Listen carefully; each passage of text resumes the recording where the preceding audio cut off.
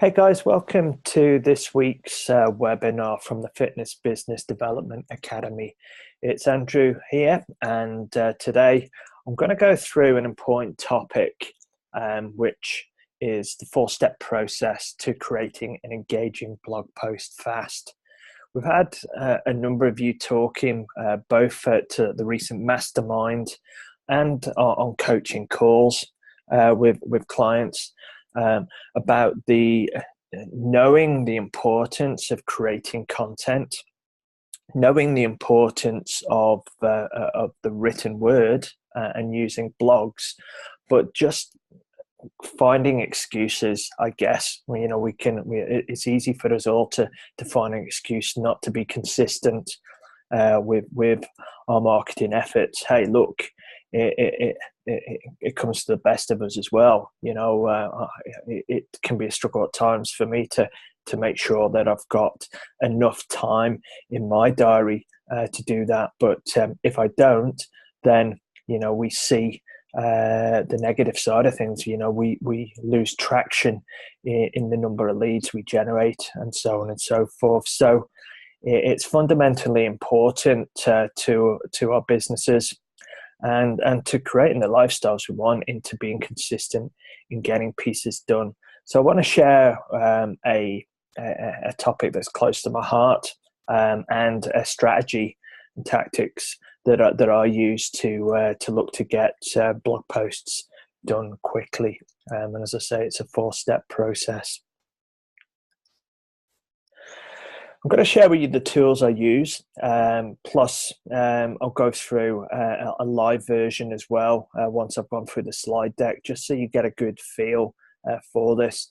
Those of you that have worked with us for any length of time, we've mentioned and recommended BuzzSumo in the past, but it's a tool that I use regularly in a number of ways as well.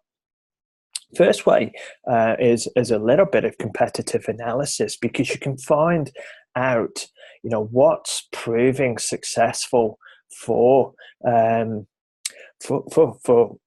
perceived competition, but also for leaders in the marketplace as well. For example, like Joe Wicks and the Body Coach, I'll show you on the next page a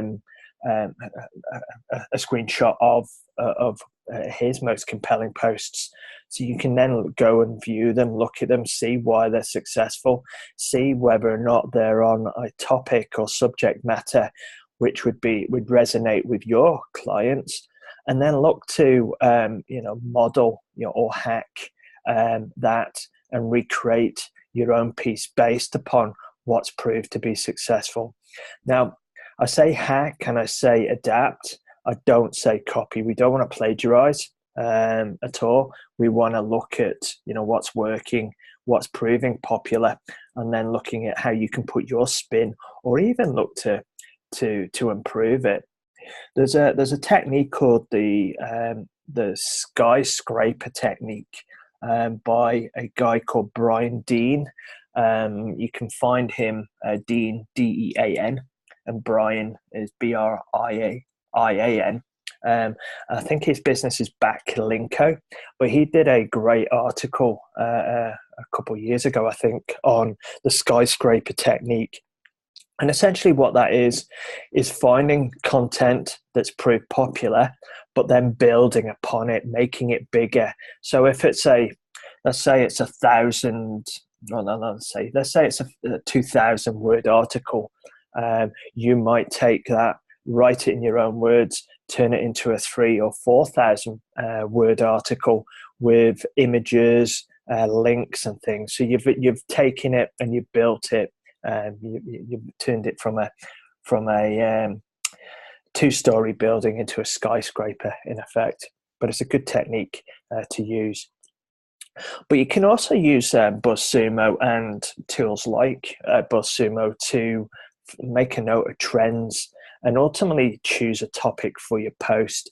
I'm also going to share with you the strategy that I use with our marketing clients, so you can see how we build out content to help them as well.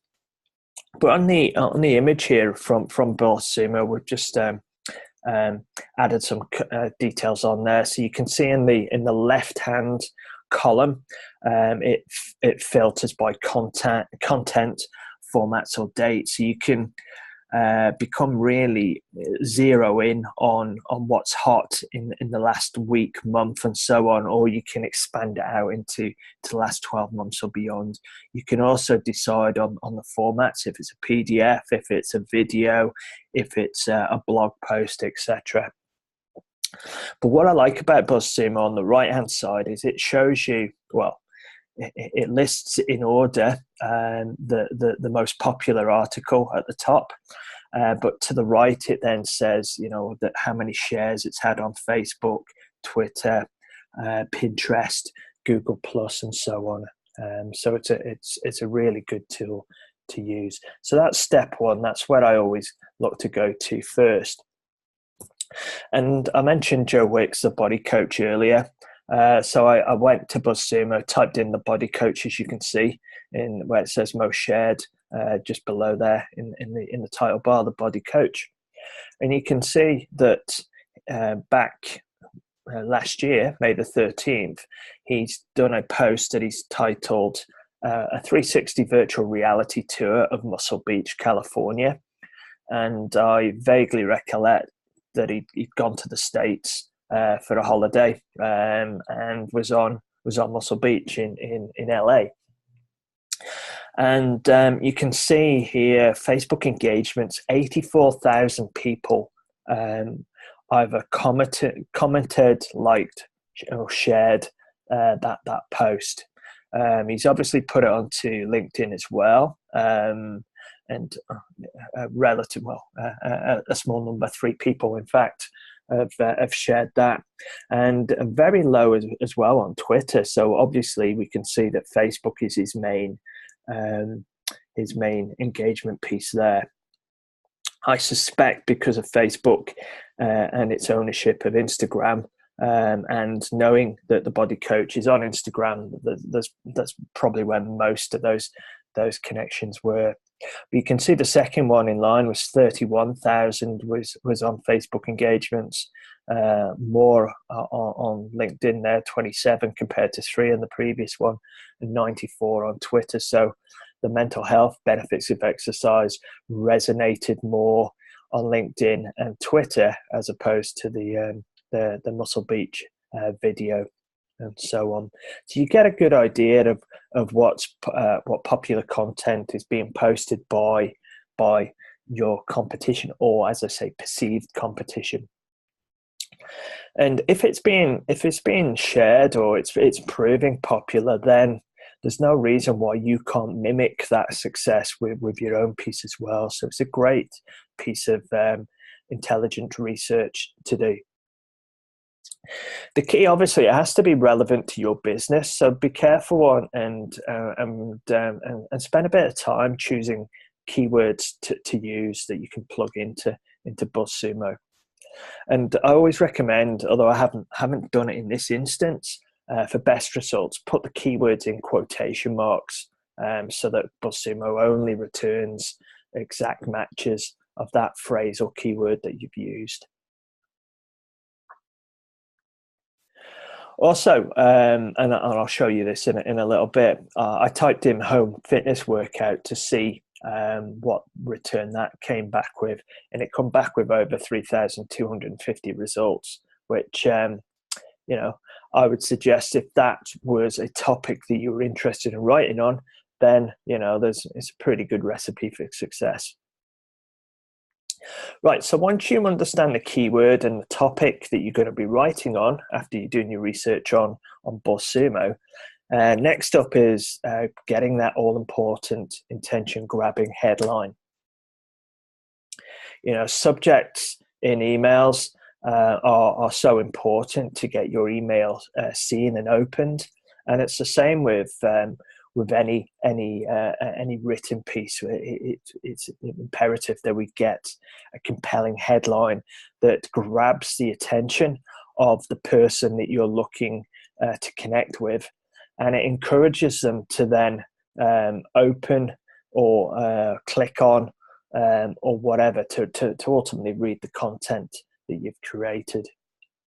So it's the first port of call, and as I say, it's extremely important that we get that. So I've put together some formulas to help you work on your on the skill of writing headlines. So headline formula number 1 is X ways to, and then desired end result in the relevant time period, in brackets there. So that's the formula that we've created. And an example of that would be 21 ways to, so there's your X ways, 21 ways to, now my desired end result is to cook a healthy and nutritious, put my teeth in, nutritious dinner for your family in, and then the time period, 15 minutes or less. So I went searching on the internet to try and find something around that topic. Couldn't find something exactly, but I wanted an image on this page, hence the 21 toaster oven recipes you can cook in 15 minutes or less. So it doesn't entirely hit with that headline formula, but hopefully using the formula that I'm providing here today, you're going to be able to improve your headline writing and ultimately generate more people reading your blog posts, enjoying your blog posts, and then going along with that call to action within your blog. Okay, the second headline formula is X topic ideas that will desired end result. So as an example, 7, and then the topic fat loss exercise program ideas that will, and the desired end result here in this example, get you beach body ready for summer. And again, I've found an image which again isn't entirely in line with the formula because I couldn't find one, but gives you an idea of an example for you to craft your own headline formulas again. The third one is X ways to, again, desired end result without undesired result or constraint. So the example for this is 5 ways, and then the desired end result to eat enough protein, and then without having to eat meat. So obviously crafted that in such a way as it resonates with vegetarians or vegans on that side. And again, found an image which, again, not exact, but goes along that way. The fourth one, X things that will desired end result. So a quick 10 nutritious foods that will help you burn fat naturally. Quite straightforward, but again, compelling enough if that was a blog post title or even an email subject header, which would prompt your intended readers to think, hey, yeah, tell me more about that. Fifth one, I'm laughing. It makes me laugh with the 6-pack he's got there. But I'm sure he could do better. But headline number 5 is X ways to rid yourself of undesired result. So 19 ways to rid yourself of that unsightly beer belly, for example. So there's 5 formula that you can look at when you go through and to see about crafting out some really compelling headlines. And I recommend you block some time to do that and share them with us, within the private Facebook group, the Inner Circle group, so that we can review them, we can share them, we can improve them, and help one another to really generate some cracking leads for each of you to drive into your business and to increase revenues. Okay, once you've crafted out a few, here's a little insight into another one of the tools that I use on a regular basis, and it's by the team at CoSchedule. They their primary product is a blog management tool, a content management tool. But they also have these free tools, one of which is the headline analyzer. I've put the title there at coschedule.com/headline-analyzer, and it's a ZER as opposed to an SER because CoSchedule based in the States. But you can plug in, as you can see on the screen grab that I put here, typed in how to write the best headlines that will increase traffic. Click the Analyze Now button, and it gives you a score. So it's given me a green score there of 83, which it is a good score. You can't see this obviously on the screenshot, but below that it breaks it down and explains the headline score. If you get lower than that, which more often than not you will, I certainly do. I might start out around the 59, 60 mark. So I'll play around until I can get up beyond the 75 plus headline score, because I know that it's a stronger headline, and I understand the importance of getting that headline right. So make sure you give yourself ample time to work on the headline, because that is the first piece that somebody will see. It's that attention grabber that they're gonna turn their head and encourage them to want to read more. Once we've got that right, the next bit is to lay out the actual post itself. Now, the key with any article, any blog post is getting the reader on that slippery shoot. We want to keep it as straightforward and as simple as we can. As I said on the slide here, nothing fancy. We want them to work their way down the list as we can. So for those of you that were at the mastermind a couple of weeks ago when Sam was talking about his email writing, it's writing based along like what a 12-year-old would understand. It's short, brief sentences that just lead on to the next sentence, so it encourages that person to continue reading. So you can see in here, and I've taken a pic from Brian Dean. I mentioned him from Backlinko before. He's talking about here backlinks, etc. But the reason I've shown this slide is that he's using a particular tactic that works extremely well in writing. Is that starting out with building the problem or highlighting the problem.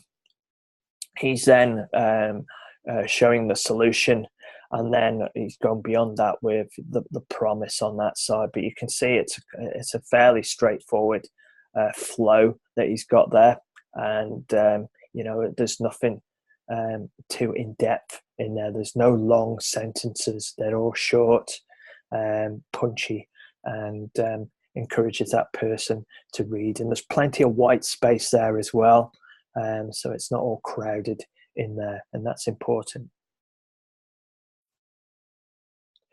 So how do we write irresistible blog post intros? These are essentially, as I put here, they're your hook, and I believe there's 3 good hooks to use in any blog post intro. First one could be starting with an interesting fact, and I put here that Niagara Falls has traveled 7 miles upstream in the past 12,000 years. Let's hope you're growing client list. You're growing your client list at a faster rate. So starting out there, Niagara Falls has nothing to do with growing your client list, but you can see there that by starting out with it piques your interest. Well, hopefully so anyway. And then you move back into what your content is about. Another way that I see a lot of guys doing, and you'll see this in the movies as well, is they start with the end of the story first. And they do that in such a way without giving away the surprise, so that you stay on board. An example put here: the 200 client customer registered in our system, and the team let out a victorious yell. We'd hit our goal thanks to that little red button. So that's again is it's encouraging, or it's piquing their interest. Wow, they hit their goal. What's this little red button? So they're wanting to find out what that might be, and they continue reading on. Or you could use an anecdote, a story. An example I've given here. I'll start rocking my chair in a minute. The day I found a New York Post reporter rooting through my bin, and I've put on the slide, yes, that did actually happen. It's a long story. Buy me a beer, and I may tell you about that. But the point here is that it grabs your attention.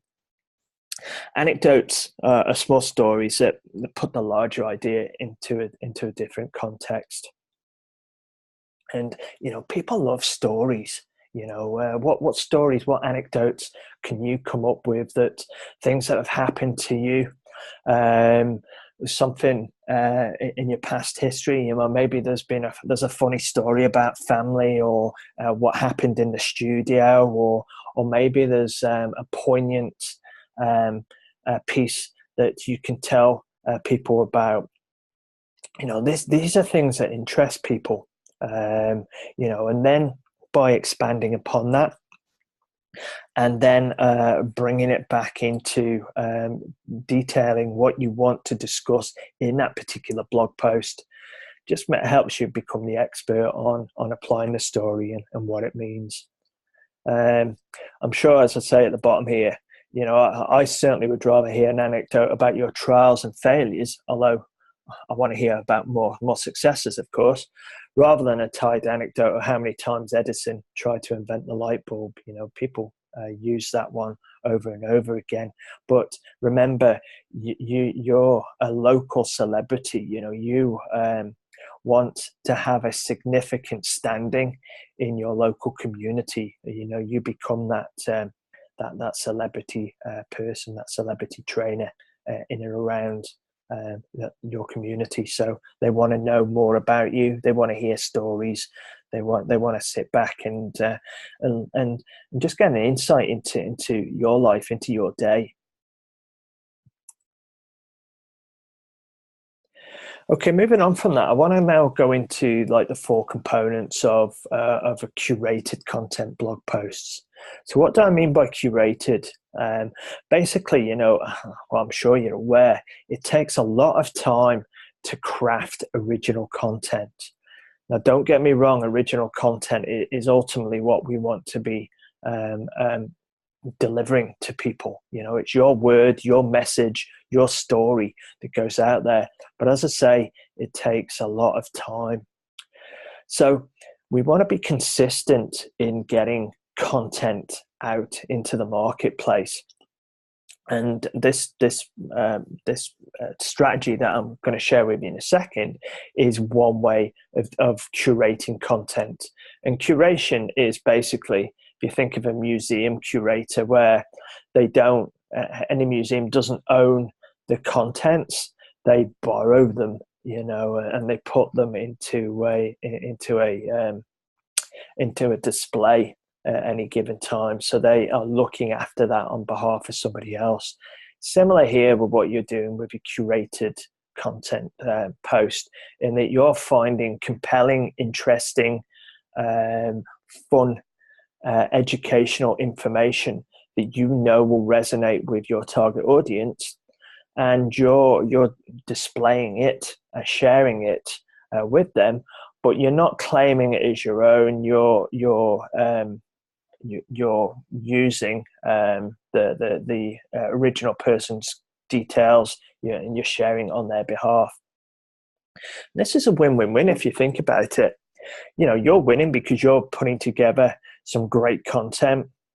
Your audience is winning because they're learning. They're getting content from you that they enjoy reading, and of course you're sharing content of the person who originally put it together, and that can help build a relationship. They'll be thankful that you're sharing their pieces with other people. So who knows what opportunities may come from that down the line. But the first part here is like you've had your headline, now you've had your introduction. We also want to remember the importance of subheaders or subheadings. You know, it briefly explains what the next section of the post is about. It helps break up the text and mixed with images, and that it just makes the whole page look clean, fresh, and encourages the person to continue reading on. Displayed this image here basically to show the different headings. We use WordPress, as I know a number of you will. So for my subheaders, I would use heading 2 or heading 3. You can see the sizings there of them, and it's hidden behind that slightly, but Microsoft Word is heading 2 there on that side. The next step of a curated content blog post is a description. So what I mean by that is we want to summarize what this particular post is about and what the reader will find if they click the link to the original post. Because in this example, what I'm doing, as you can see, there's a guacamole recipe, and I'm going to go to a page to show you this live, is that this particular article is a collection of what the reader believes is the best guacamole recipes out there. So they've collected or curated them, put them all together into a list, a blog post list, and then shared them. So you can see this one, it's called a Green Goddess guacamole recipe. Nice image there of the endpoint. Underneath that, it says there's a link to kitchenconfidence.com, who was the original creator of that recipe, and then they put that description, that summarizing sentence below that, which again drives to the click here to go and get that recipe. So great little piece there on the description side of things.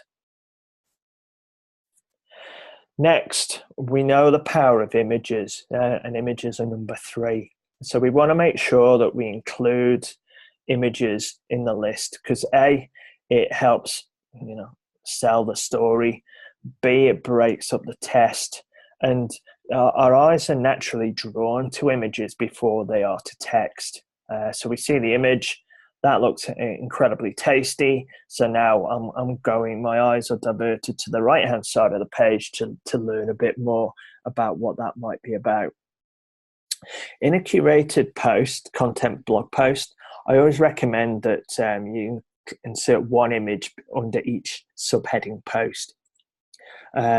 Always, or I would certainly recommend that you always use the image that's from the original post, because if that person likes that picture they see on your blog post and they click on it to go to the original post, then there's some relevancy, there's some continuity there as well. But also make sure you credit whose image it is. You know, we don't want to infringe any copyright issues. Or if you feel confident and want to make it your own, then use a tool like canva.com to create your own images. You can find photos. We use envatomarkets.com as our image bank, but there's iStock Photo for paid membership. Or if you want to look for royalty-free images, there's a whole heap out there. But I know pexels.com, PEXELS.com, has some decent images that are royalty-free. I find with those free sites, though, that at times it's challenging to find a relevant image. So it does pay to sign up to a membership, like iStock Photo or whatever. The fourth component of a curated content blog post is the link. I mentioned it earlier, where you link to the original post under the image. As you can see here with this image of again, a guacamole with some pomegranate on. It says justataste.com, so that's the where the original post was taken. Link that as well, so that you know, you're sharing that link with that post. Key thing here, as I mentioned, there's lots of key elements to a blog. Obviously, the headline is key, good images, a good intro. But remember, why are you posting this content? What do you want that reader to do next? That's your call to action. It might be something as straightforward as just getting a like on Facebook. You've had that engagement there. It might be requesting them to pin it to Pinterest, so that you get a viral spread of a particular piece. It could be just having a comment section below your blog post, opening up the opportunity for somebody to ask a question, or to leave you a positive comment about the quality of the post that you've done. It could potentially be getting them to download a lead magnet based around the subject matter of that post. Or it might be getting them to just simply to connect with you for a consultation, or maybe just to be added to your newsletter list. But it's key that we have a call to action on every piece of marketing that we do. It might be subtle, it might be a soft call to action, or it could be a hard call to action. Hey, join our latest 30-day challenge program. We've only got 3 spots remaining. That would be an example of a hard call to action. So I'm going to share with you now a template to help you quickly create compelling and engaging curated content posts. So this is a screenshot that we've put together of, I just realized we made some spelling mistakes on there, so apologies on that. But you can see this is the top of it. So we have a fantastic headline there. So basically that's where your compelling headline is going to be. So as I said earlier, make sure you spend some good time crafting a good headline based upon those formula I shared with you, and you'll have them in the slide deck printouts that will accompany this recording. Below that, have your introduction. Again, keep that brief, keep it simple, and then that drives into the first article or first subject matter that we're sharing in this list post. Then you'll follow that up with the second piece, and then the third piece, and so on, depending on how many separate items you might have. So if you were doing, let's say, 21, the best 21 guacamole recipes in the world, then obviously you would have in this term 21 articles. On the right-hand side of the page, of your blog page, gives you the opportunity to have a sidebar where you can have opt-in for your lead magnet. Below that, you might have a new product or service that you're offering, and so on and so forth. So that's a basic layout of what I term as a curated post. Down at the very bottom is your call to action. This might be, in this instance, it might just simply be an email opt-in to the end of the post. You can also add your social media icons to the sidebar, and anything else on there and that. So that's the bottom of the page. Right, so let's go live now. So I'll come out of the presentation mode, and I'm going to go for a new share, and let's go into Google. Right. So if I come to BuzzSumo, so it's BUZZSUMO.com. Now, it's a paid resource, but we're using the free version here. With the free version, and without creating a login, You can use it, I think, about 3 or 4 times before they ask you to create an account. You can create a free account, which again will allow you to, well, with the free account, you can use it multiple times each day. But with the free account, it will only supply you with the top 6 or 8 results. If you pay for the full version, then, which I think is about $97 a month, then you get more, you get thousands and thousands. But for what we need here, by all means use the free version. So as I said, if I do the body coach here and hit go,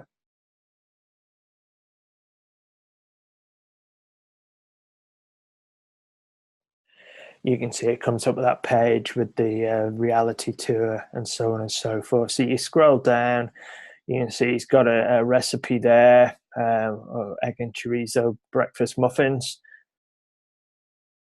and so on. If I scroll down, there you'll see then it says view 590 more with BuzzSumo Pro. But if you're going through and then you're looking at these and you think, right, why is this one? Well, let's have a look at the muffins. And you click on that, it opens up and you can actually see the actual piece. So it's a blog post he's done. Got some good images there. It's from his new book, blah, blah, blah. So it's just essentially a recipe and instructions. Who can't do that? Remember, recipes, as far as I'm aware, although of course I'm not a lawyer, they're not copyrighted, so you can recreate these and share them yourself. If you're a decent chef, you might look to cook these yourself, take your own photos and then put it up, and there you go. So that's that side of things. But on it, I mentioned the move this out of the way a bit, the guacamole recipe. So if I go back to here, and if I type in guacamole recipes, you can see it lists out again a number of guacamole recipes there, and then there's a number 70 below on the pro version. But you can see here that this top one has been shared on Pinterest, so it's obviously image based 96,000 times. If I click on it, it takes me to where it is, and you've got the image there, so you could copy that image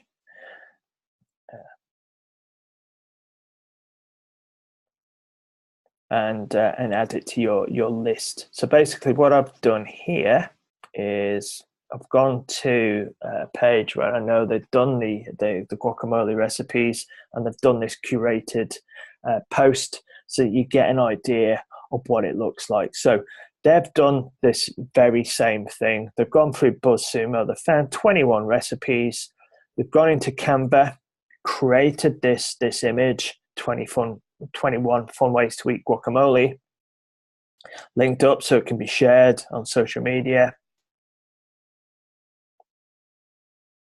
Now if I scroll down, you've got your little intro here.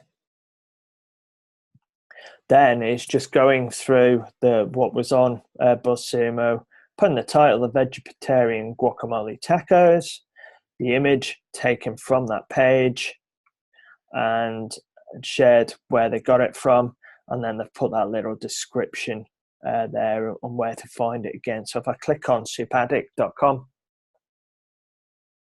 it takes you through, so we can see an image there. Scroll down, guacamole, and then there's your tacos. Actually, it was that image there, wasn't it? So you can see that where the source details were from. So if I scroll down, you can see then that all they've done, and you could get an admin or a virtual assistant to do this for you, is going through, finding a topic you want to deal with, putting it into BuzzSumo, and then compiling the information into a listed post. getting it out. So hopefully you can see that in a relatively short period of time, you've got a compelling post full of images, full of great ideas, and so on and so forth on that side of things. Now, what we use ourselves here, I mentioned earlier, and I've not got it open, so I need to just open that. I'll stop sharing that a second.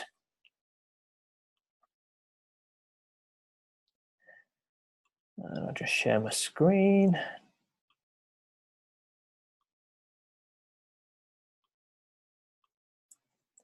Is we've put together a content calendar that we work with when we're working with clients, just so that we've got an idea of what our topic or central theme each month is going to be. And then that gives us an idea of blog and content ideas that we can write about. So here, for example, as we're into April now, central topic and theme might be mobility flexibility for you.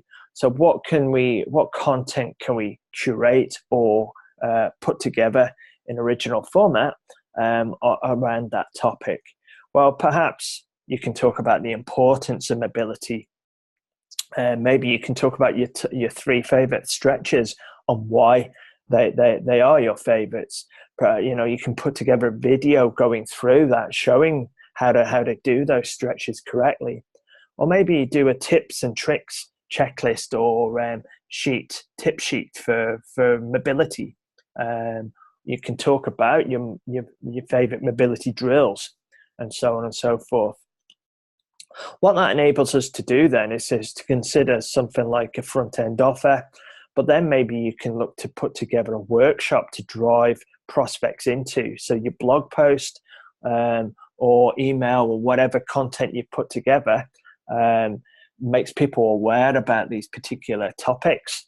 Your call to action then is to come into the free or low paid workshop you're running.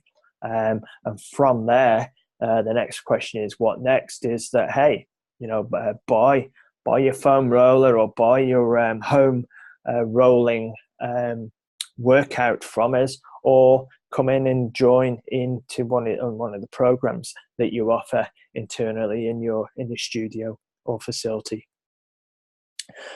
So hopefully that gives you a bit of an introduction and understanding on that side of things there.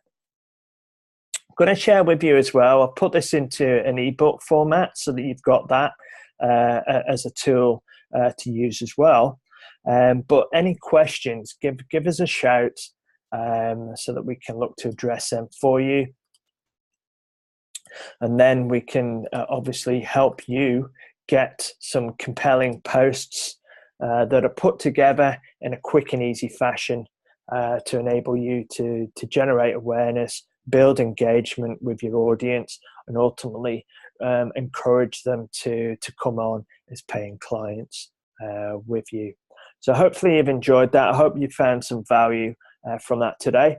But as I say, any questions, ping me, andrew@lifestyle180.co.uk, or go to our Inner Circle private Facebook group. Yeah, we'll look forward to speaking to you again next time. Have a great week and speak to you again very soon. Bye for now.